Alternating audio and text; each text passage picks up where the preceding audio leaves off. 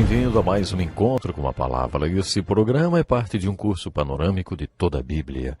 Estudamos todo o Velho Testamento em 180 aulas e no último programa iniciamos o estudo do Novo Testamento. Nossa intenção é cobrir todo o Novo Testamento também em 180 programas. Quero desafiar você a se comprometer a ser parte do estudo do livro mais importante do mundo, a Bíblia. Quando encerrei o último programa, falávamos sobre como toda a Bíblia converge para Jesus Cristo. No versículo 18 do primeiro capítulo do Evangelho de João nós lemos: ninguém jamais viu a Deus, ou ninguém jamais teve intimidade com Deus, mas o Deus unigênito que está junto do Pai o tornou conhecido. Essas palavras foram escritas em grego. Em grego existe a palavra exegese, cujo prefixo ex significa trazer à existência. Isso significa ler um versículo das Escrituras e trazer à tona tudo o que esse versículo poderia dizer, toda a verdade que pudesse estar contida nele.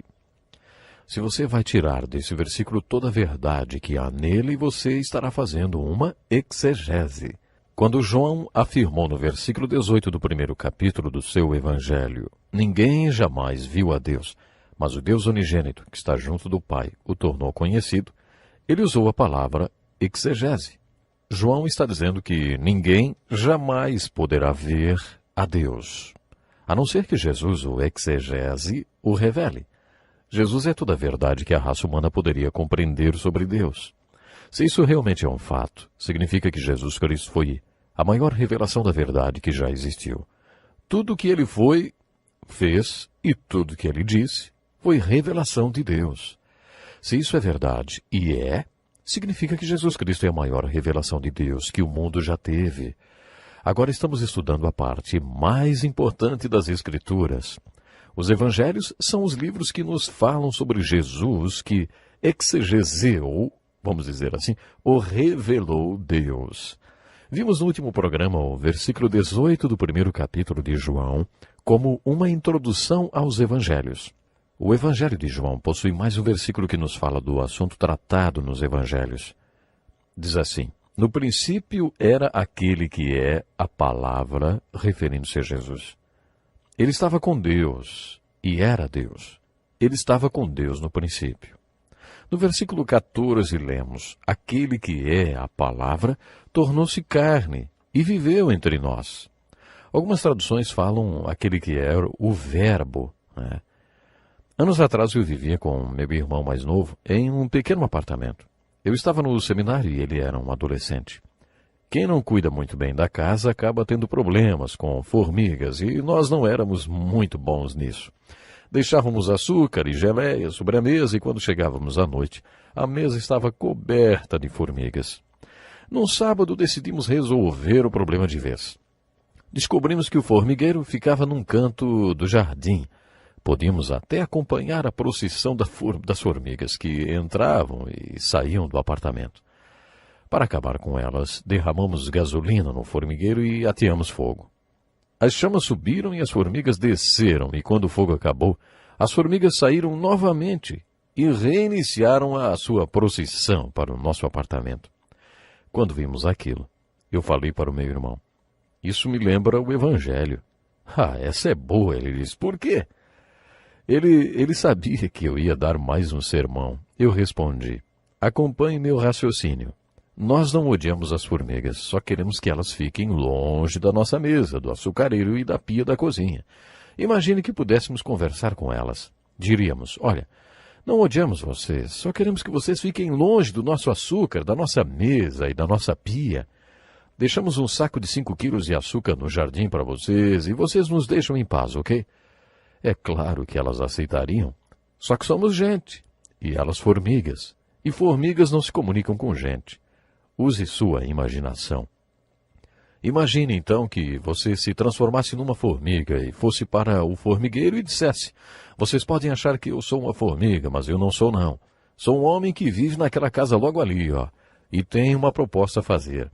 Estou pronto a me sacrificar se entrarmos num acordo. Você pode achar a ilustração ridícula, mas você entende o que eu estou tentando dizer? Deus queria se comunicar com o homem. Ele queria fazer um acordo com o homem e estava pronto para sacrificar-se a fim de cumprir sua parte no acordo. É claro que o homem faria uma concessão muito grande se tivesse que se tornar uma formiga. As Escrituras afirmam que Deus tornou-se homem. Talvez fosse melhor imaginar um homem tornando-se uma barata, a fim de salvar as baratas. As Escrituras afirmam que a maior concessão já feita foi a encarnação, ou seja, a vinda de Deus em forma de carne.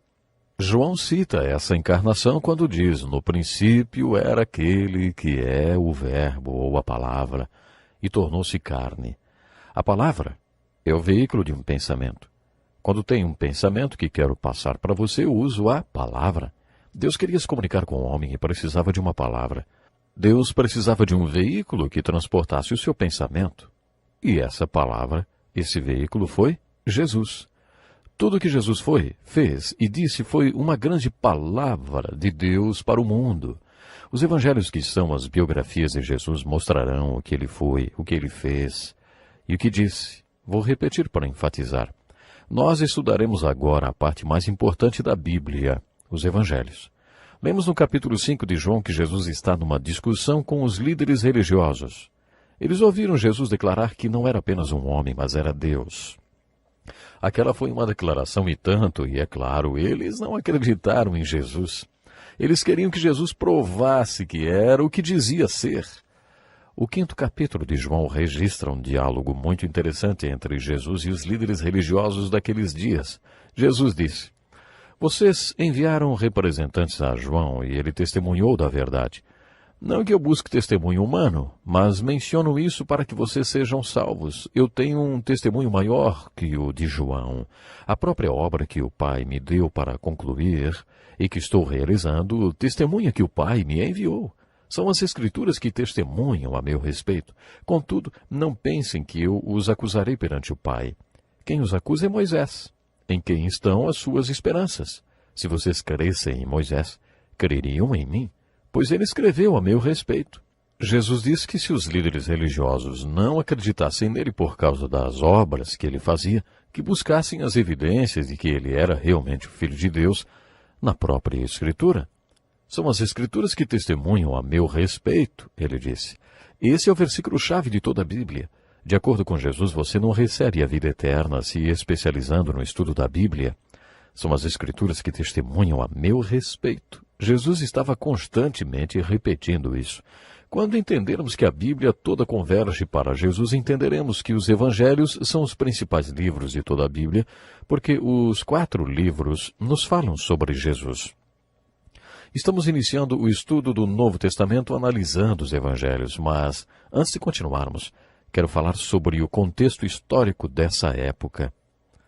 Você está lembrado que, quando iniciamos o estudo do Velho Testamento, eu disse que as Escrituras lidam com um problema básico. No início, o homem andava com Deus. Eles andavam juntos e eram um. No 3º capítulo de Gênesis, lemos que Deus criou o homem com livre escolha, diferente de todos os outros animais. O homem usou e ainda usa dessa liberdade de escolha para se afastar de Deus e de tudo que Deus preparou para ele, e a isso Deus chama de pecado. A Bíblia afirma que Deus não pode ver o pecado e por isso ele se afasta do homem.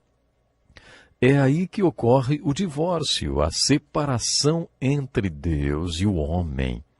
Esse é o problema básico, tratado tanto no Velho como no Novo Testamento. A mensagem de Deus ao homem no Velho Testamento pode ser resumida assim: creia em mim quando eu digo que farei alguma coisa a respeito dessa separação. Virei ao mundo e farei o que tem que ser feito para que eu me reconcilie com minhas criaturas.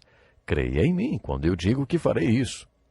No Velho Testamento ouvimos pessoas como Jó, no meio de todo aquele sofrimento, fazer declarações do tipo: como eu gostaria que houvesse alguém que me unisse a Deus. Não consigo entender por que Deus permite todo esse sofrimento. Tenho tantas dúvidas, não consigo entender Deus. Gostaria que houvesse alguém que servisse de intermediário entre mim e Deus. No auge do sofrimento, fazendo essa oração, Jó recebeu uma revelação profética.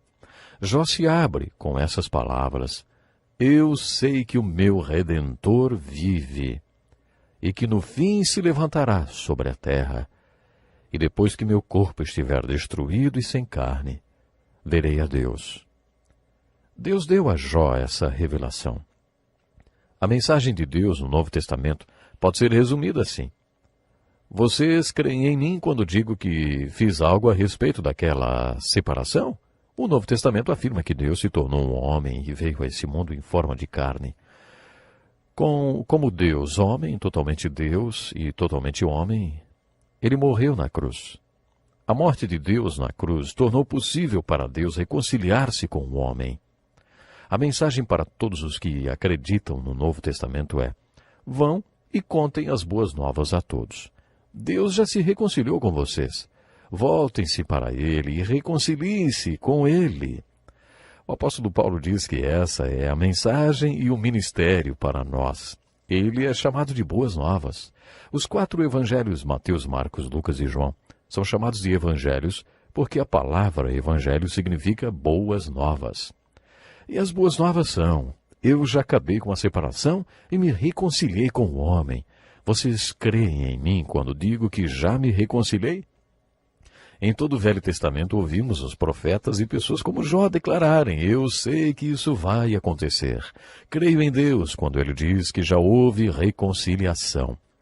Como eu gostaria de saber onde encontrar aquele que me reconciliará com Deus. No Novo Testamento ouvimos pessoas como André, o irmão de Simão Pedro, correndo para contar ao seu irmão: encontramos o Messias. Bom, durante sua leitura dos 4 evangelhos, pergunte-se: quais são essas boas novas? Será que compreendi o que são boas novas? O meu objetivo e a minha oração é que você, que ainda não se reconciliou com Deus através do estudo do Novo Testamento, passe a ter paz com Deus, reconciliando-se com Deus. E sabe que se reconciliando com Deus, você pode se reconciliar com você mesmo e com os outros também. Pense nisso e até o próximo programa.